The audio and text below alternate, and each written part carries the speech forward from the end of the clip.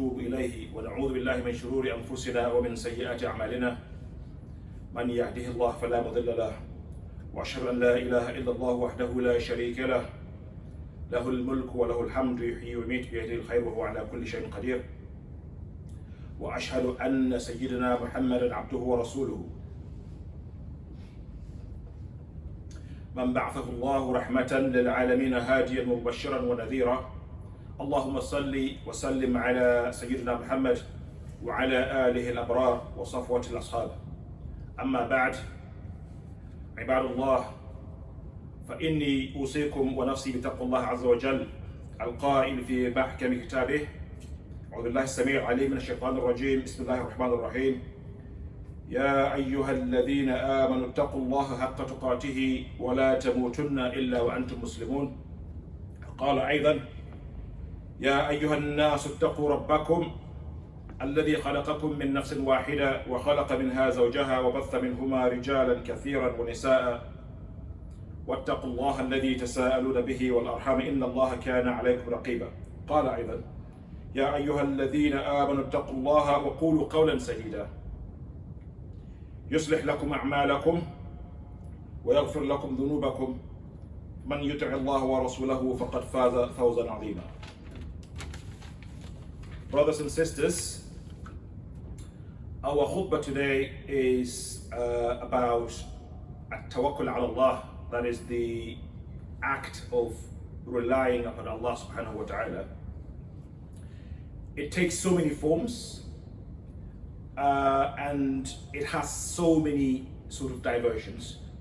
So in order to actually tackle this topic and delve into it, I'm going to digress a little bit and talk about a phenomenon that we are all aware of in Islam called ashirk, which is a very, very serious thing to commit against Allah subhanahu wa ta'ala.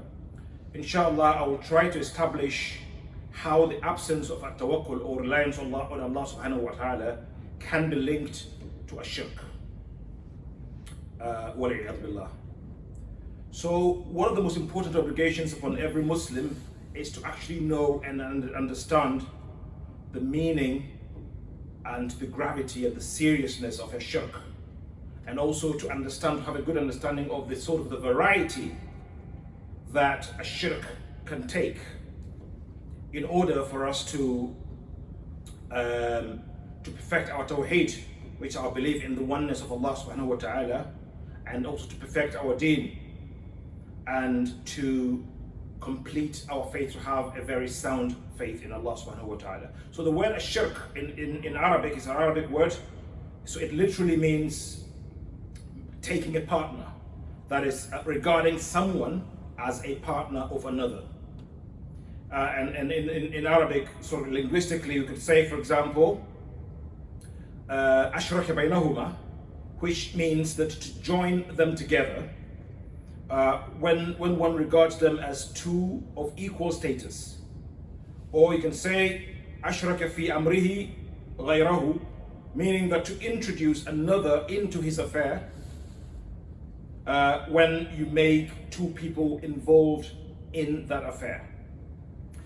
In Sharia, that is in the Islamic terminology, however, ashirk means ascribing a partner or a rival to Allah in different forms, and this is really, really important. So in the first form, that is in the godness of Allah, in the primary attribute, the primary quality of Allah, which is the uluhiyya, to ascribe a partner to Allah in this quality, or in His Lordship, that is in the attribute of Allah called al-rububiyyah, or in His worship, that is an ibadah that we do to Allah subhanahu wa ta'ala, or in His names and attributes in al-asma' as-sifat of Allah subhanahu wa ta'ala. Now this third bit is the most elusive part that we often engage in without even knowing, in sort of ascribing certain qualities or certain attributes to other things, other beings, other deities, other entities, or other phenomena in life other than Allah subhanahu wa ta'ala. Allah subhanahu wa ta'ala said in Quran, الذي جعل لكم الأرض فراشا والسماء بناء وأنزل من السماء ماء فأخرج به من الثمرات رزقا لكم فَلَا تَجْعَلُوا لِلَّهِ أَنْدَادًا وَأَنْتُمْ تَعْلَمُونَ. So it is He, Allah subhanahu wa ta'ala, who made for you the earth spread out and the sky as a ceiling, and sent down from the sky rain and brought forth thereby fruits as provision for you. So do not attribute to Allah equals, while you know that there is nothing similar to Him. Again, the word here, attribute, is used in this, meaning that it's not just the physical worship of other beings that is classified as shirk, that Allah frowns upon. It's also attributing other qualities that are Allah's sole quality to other beings. So as Muslims, there are many acts and practices that we should guard against, that are haram, that are forbidden by Allah subhanahu wa ta'ala. Backbiting, pride, lies, wickedness, haram relationships, riba, murder, so many of them. The list goes on. However, if we look at all of these practices and acts, they are actually injustices or acts that affect either ourselves or fellow human beings. So when you backbite, when you tell lies about people, when you harm other people, all of these acts are acts that Allah has forbidden, but these are acts that are injustices against fellow human beings. However, the crime of shirk in the sight of Allah is of a completely different severity, because while the other sins concern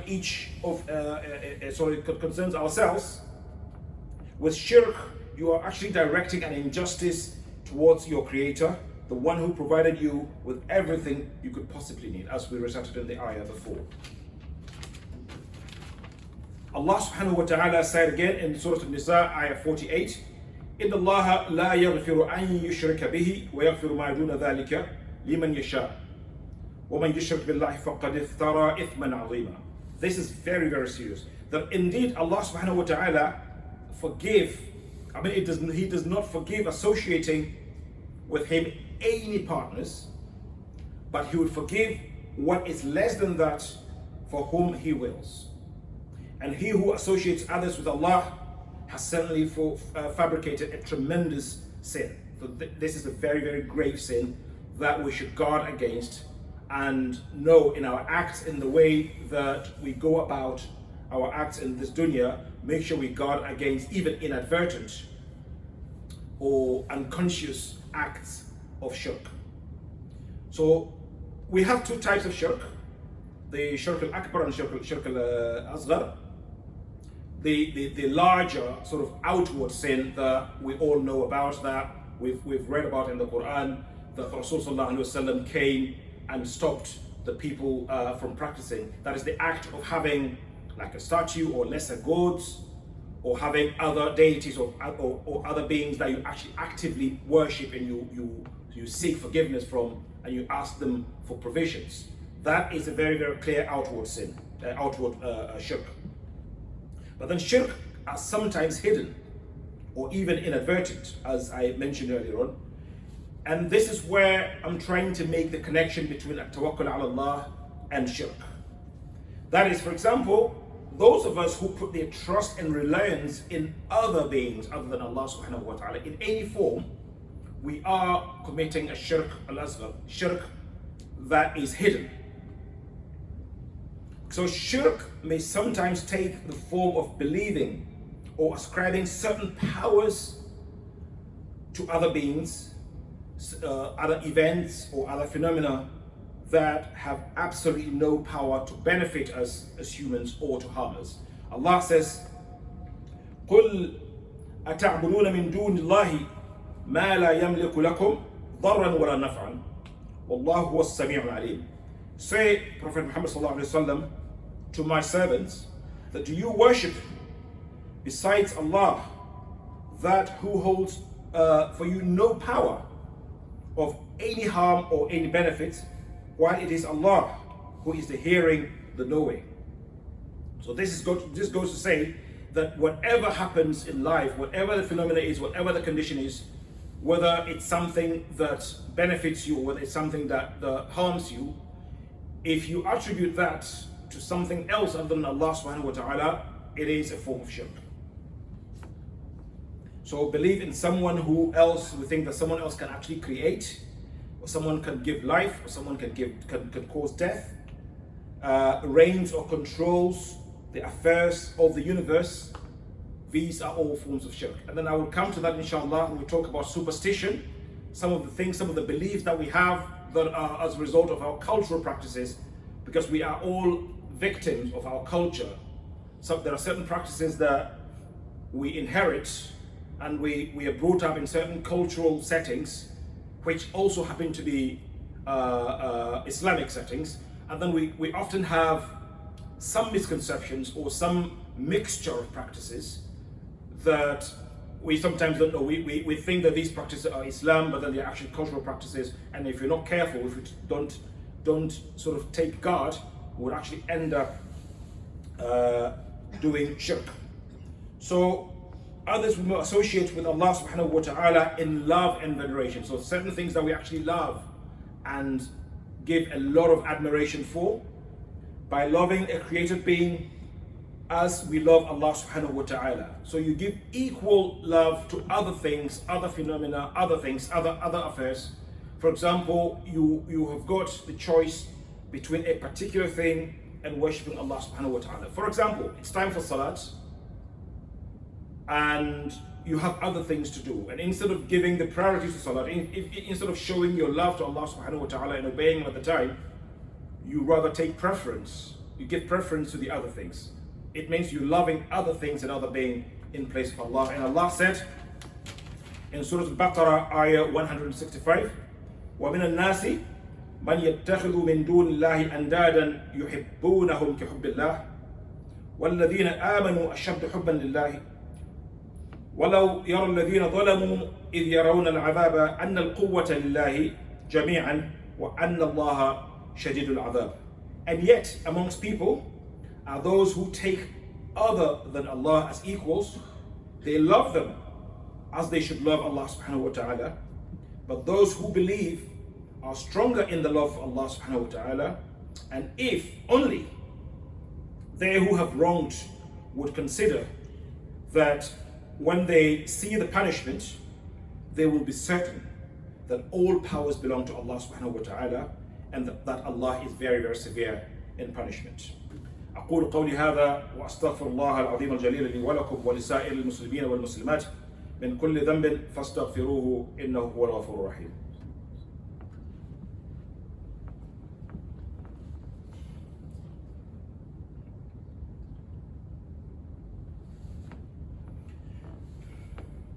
الحمد لله والصلاة والسلام على نبي المصطفى وعلى آله وصحبه ومن تبعهم بإحسان إلى يوم الدين. أما بعد.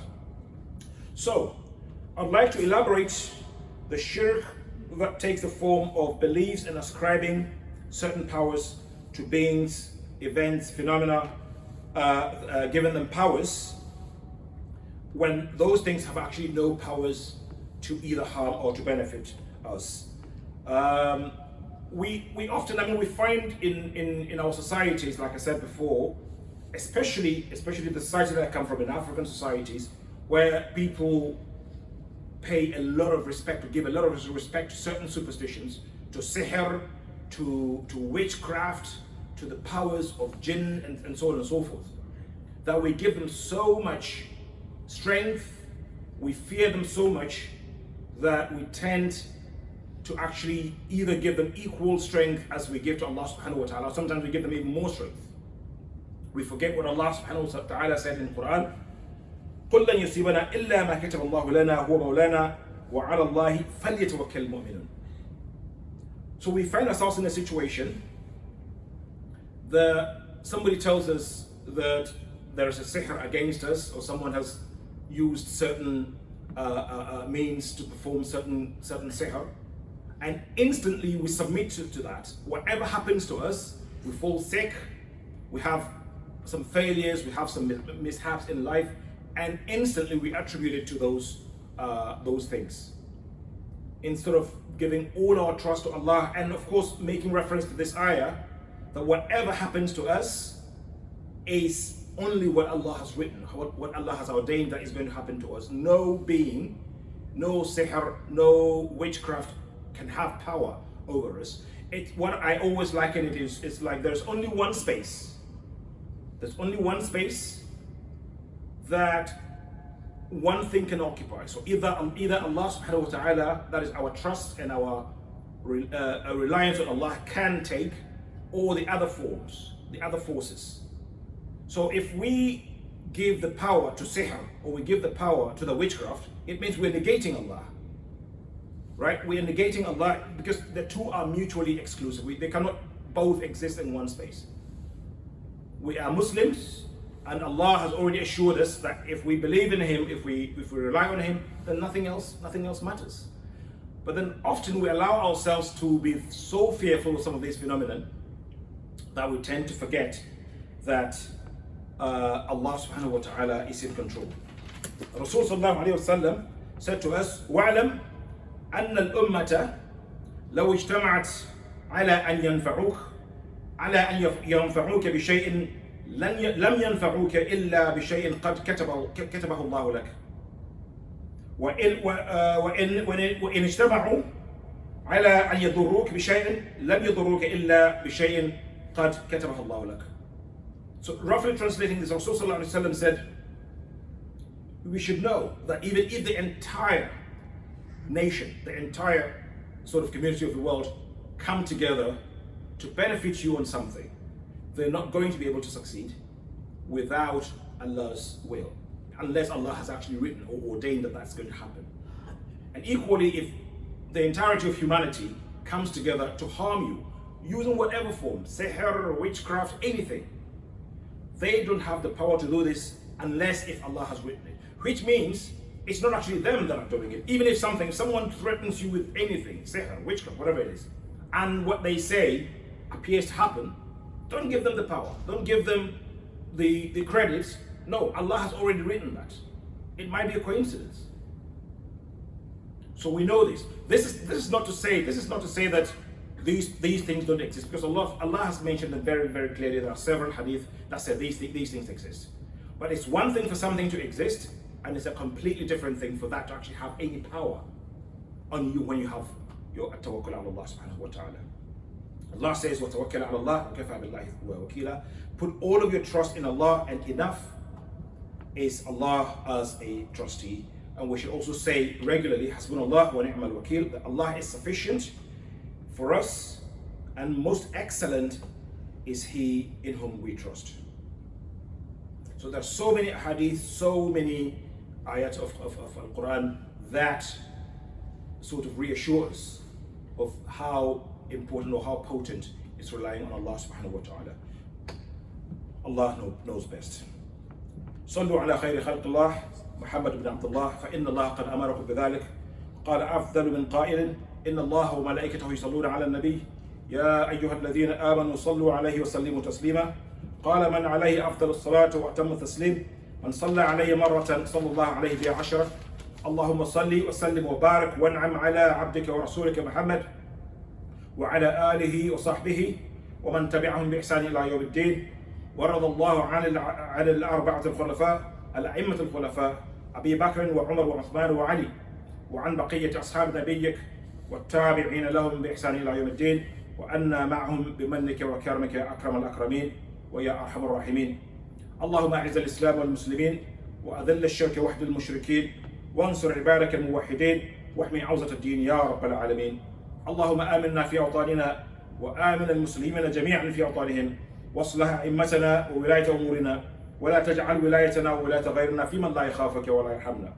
اللهم أرنا الحق حقا وارزقنا اتباعه وأرنا الباطل باطلا وارزقنا اجتنابه اللهم إنك عفو تحب العفو فاعف عنا عباد الله إن الله يأمر بثلاث وينهى عن ثلاث يأمر بالعدل والإحسان وإيتاء ذي القربى وينهى عن الفحشاء والمنكر والبغي يعظكم لعلكم تذكرون فاذكروا الله العظيم الجليل يذكركم واشكروه على نعمه يزدكم ولا ذكر الله أكبر والله يعلم ما تصنعون قوموا إلى صلاتكم أفضل الله